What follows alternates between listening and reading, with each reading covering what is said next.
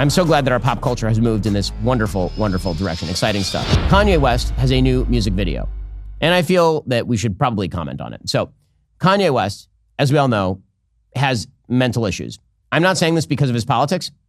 I've been saying that Kanye West has mental issues for years and years and years and years and years. There's nothing new here. Years and years ago, when Kanye West was making inroads with the first Trump administration, I tweeted famously, live by the Kanye, die by the Kanye, because he's nuts. And Kanye's mental issues continue to contribute, I assume, to his bizarre fixation with the Jews. So he now has a new song titled Heil Hitler. So just in case you were still pretending that Kanye West doesn't hate Jews, I'm pretty sure he hates the Jews. I mean, two things can be true at once. One, mental illness. Two, hates the Jews. Both can be true. And in fact, in Kanye West, are true. So he's now cut an entire music video. Again, this is all about transgressiveness. It's all about transgressivism. That's all it is. And so many of the people who are parroting the Heil Hitler Kanye West song are doing so because they think it's fun to be transgressive and all rules must be broken because if you're standing up to the narrative, you're doing something brave and amazing. Or maybe you're just being a piece of shit. That's also possible. It turns out that some rules exist for a reason. And like being against Hitler seems to be I don't know, call me controversial, call me crazy. Hitler seems bad. I don't know. I feel like Hitler was not a good person. And I feel like the things he did were bad. If that makes me controversial, if it makes me a censor of some sort, I guess, sure. All right, fine. Now, again, I've not called for Kanye West to be deplatformed from anything. I'm just pointing out that many of the people who are very enthusiastic about Kanye West making common cause with people on the right are utterly silent when it comes to his absolutely open shift into Nazism. Many of the people who call him friends and acquaintances and people, where are they? Do they have anything to say about this or no? It's still about the Jews. Pretty amazing stuff. So here is Kanye West's song, Heil Hitler. See my Twitter, but they don't see how I be feeling. So I became a Nazi, yeah. I'm the villain.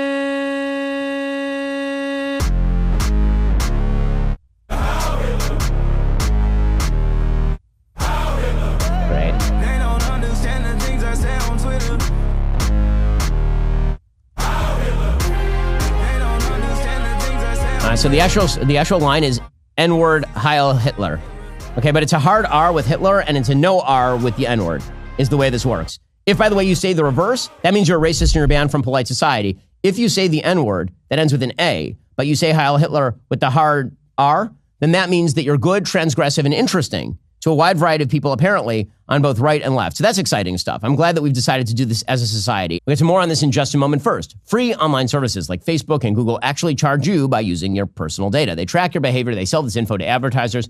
When something is free, you're not the customer, you are the product being sold. Your digital self is traded to unknown entities who might want to sell you products, influence your political views, or even manipulate your vote. To reclaim your privacy and protect yourself online, you should use ExpressVPN. Without a VPN, your internet provider can legally track and sell your browsing data in the United States. Meanwhile, data brokers collect your info across websites and apps, creating detailed profiles of you through your IP address. ExpressVPN solves this by routing all your activity through encrypted servers, preventing your ISP from seeing or selling your data, while also hiding your IP address, so brokers can't actually track you.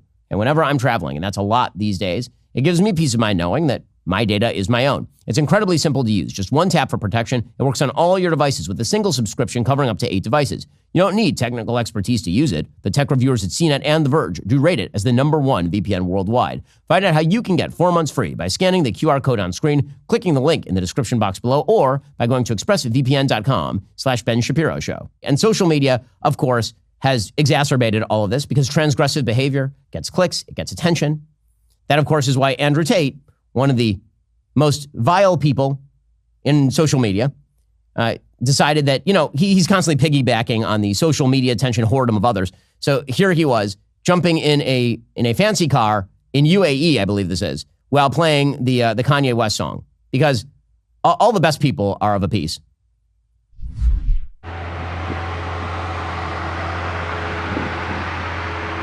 He's smoking a cigar and getting into a fancy car paid for by the people that he is allegedly ripping off with Tate University. So that's exciting for all of you. And he puts on the song and then he starts driving down the street. What a rebel he is. Truly, truly a rebel. This is the kind of... the social media scene has made the world so much better. By the way, If you think this has no bleed over, why are we paying attention to this? Because social media popularity now translates into mainstream breakthrough. We have seen this. We have seen people who were completely anonymous 2 years ago who, because of the bizarre algorithmic boosts provided by X and TikTok, have now become kind of internet famous. And then they make a breakthrough into actual famous podcasts, for example. And suddenly they're showing up. And you're like, who is this person? Why is this person here? And the answer is they got a lot of clicks.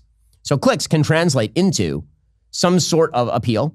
And we do live in a time where, because the left was so censorious, because the left shut the Overton window so unbelievably tight, that basically, if you didn't agree with Hillary Clinton, you were out there in the wilderness. Because of that, many people on the right, their response was no Overton window at all, meaning all discourse must be treated as equally acceptable and valuable, which of course is stupidity. It's just moral relativism. N-word Heil Hitler is not of the same caliber of discussion as, say, should we raise or lower pharmaceutical prices based on government mandate? Like, what is valuable about the answer is there's not a lot of again, doesn't mean it should be banned, doesn't mean it should be censored. It does mean that a rational, decent people would not be spending an awful lot of time with those sorts of folks promoting that sort of trash. But once it starts mainstreaming via social media, then all the bad ideas of the past get to come back. So that's exciting. According to a brand new poll out of JL Partners, this is from October of last year, so it's not brand new. According to a poll from October 7th of 2024, people who say Hitler had some good ideas, people who are 18 to 29 years old, 21%. People who are 65 plus, 5%. Why? Well, a few reasons. One, older people are not spending nearly as much time on social media. Two, older people actually do have some wisdom. They're not as stupid as people who are 18 to 29 years old very often. There is an interesting racial breakdown. Black Americans, over a fifth of them say Hitler had some good ideas. Presumably Kanye is in that category. 19% of Hispanic Americans said the same. Just 9% of white Americans said the same. So I don't know, put me on the side of people who say Hitler actually did not have good ideas. His ideas were trash. And the people who support them today are trash. And the people who invoke them today as some sort of progressive strike against the leftist machine. There are so many ways to oppose leftist censorship. Valuable ways to oppose leftist censorship. There are so many things that can be said that the left doesn't want you to say that actually have inherent, real value. And then there are mentally ill people warbling into a microphone using autotune. By the way, I hope that whatever Kanye is making off his songs, he's paying a percentage to autotune. Because my goodness, autotune is basically writing his songs for him at this point. I'm so glad that our pop culture has moved in this wonderful, wonderful direction. Exciting stuff. The news moves fast. Bad news moves fastest of all. Every day it gets harder to tell what's real, what's manufactured to control and discourage us. The world doesn't need more noise. It needs more facts. That's why starting today, we are giving you more of the Ben Shapiro Show. Actually, 2 times more of the Ben Shapiro Show. That's right. We are making the show longer. Twice the analysis, twice the fact. Join in at dailywire.com/subscribe. Well, that's all for now, folks. Don't forget to like, subscribe, and comment your thoughts down below. Be sure to check out all of the other great content on my channel. I'll see you here next time.